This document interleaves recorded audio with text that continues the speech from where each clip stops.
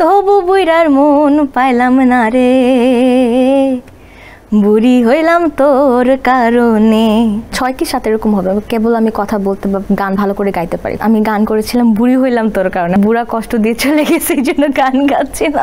আমি প্রত্যেকটা গানের অর্থ যেগুলো অর্থবহ সেগুলো আমি আসলে নেওয়ার চেষ্টা করি। ছায়ানটে আমি নজরুল সঙ্গীতের সমাপনী পর্যন্ত করেছি, তো আমি আমার পছন্দ মতো যেহেতু একটাতেই নিতে হবে আমি নজরুল নিয়েছি। ও যে মানে না মানা আঁখে ফেরাইলে বলে না না না, ও যে মানে না মানা। জীবনের প্রথম শো করা হয়েছিল কবে? তখন আমি সৃষ্টি ললিত কলা একাডেমিতে পড়ি। আমার বয়স সম্ভবত 7 কি 8 এরকম হবে, না 6 কি 7 এরকম হবে, কেবল আমি কথা বলতে বা গান ভালো করে গাইতে পারি। তখন আমি গান করেছিলাম বুড়ি হইলাম তোর কারণে, আমার ফার্স্ট স্টেজ পারফরমেন্স ছিল। এইটা খুব ইন্টারেস্টিং মনে হয়, কোনো ছড়া গান? না না না, এটা হচ্ছে একটা ফোক গান। আচ্ছা, কাঙ্গালি সুফিয়ার। আচ্ছা, গানটা শুনবো। ও মাই গড, ছোট বয়সে এত বড় একটা ফোক গান গেয়ে ফেলেছেন, শুনবো। কত কষ্ট কইরা আমি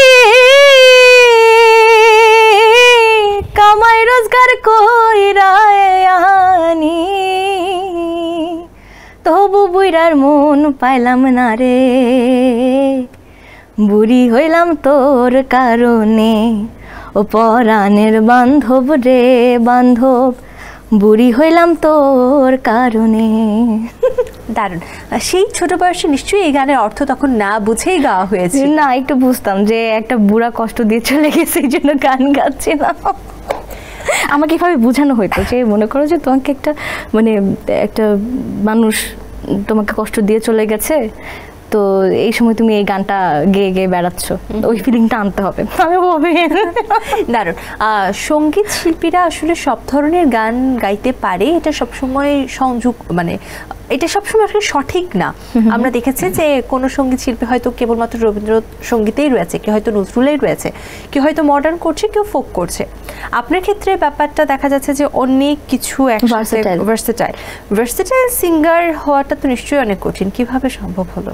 ওই যে আমি একটা ট্রিক্সের কথা বলেছিলাম একটু আগে, যে সব ধরনের গান আমি শুনতে, সেটা যে কোনো গানই হোক আমি শুনতে খুব পছন্দ করি। সেই গানটার মধ্যে ঢুকে যাওয়ার যে একটা ব্যাপার, ভিতরে মানে ফিলিংসটা নেওয়ার যে ব্যাপার, এবং আমি প্রত্যেকটা গানের অর্থ যেগুলো অর্থবহ সেগুলো আমি আসলে নেওয়ার চেষ্টা করি। তো এটা থেকে হয় কি যে ভার্সেটাইল হওয়ার সুযোগটা আসলে বেড়ে যায়, এবং চেষ্টা তো অবশ্যই করতে হবে, চেষ্টার তো কোনো শেষ নাই। মানে যে অর্থ বুঝে করা, যেমন ছোটবেলায় এই যে এত অর্থবহুল একটি গান আপনি গেয়েছেন। যেহেতু আমি গান শিখেছি শিশু একাডেমিতে, তারপর ছায়ানটে আমি নজরুল সঙ্গীতের সমাপনীতে পর্যন্ত করেছি, কোর্স করেছি। তো এখান থেকে আসলে যখন আমাদের ছায়ানটেও গান শেখানো হতো তখন চেষ্টা করা হতো যে শিশু থেকে একদম 3rd ইয়ার পর্যন্ত সব ধরনের গানের প্র্যাকটিস রাখা, সেটা রবীন্দ্র, নজরুল, পল্লী গীতি।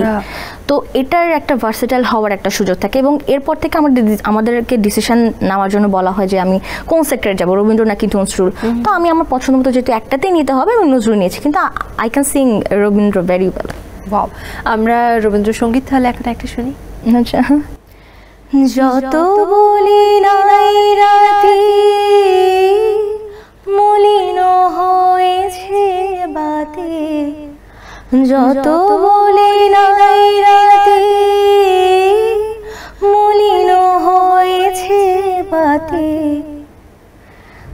মুখ পানে যে বলে না না না, ও যে মানে না মানা, ও যে মানে না মানা, আঁখে ফেরাইলে বলে না না না, ও যে মানে না মানা।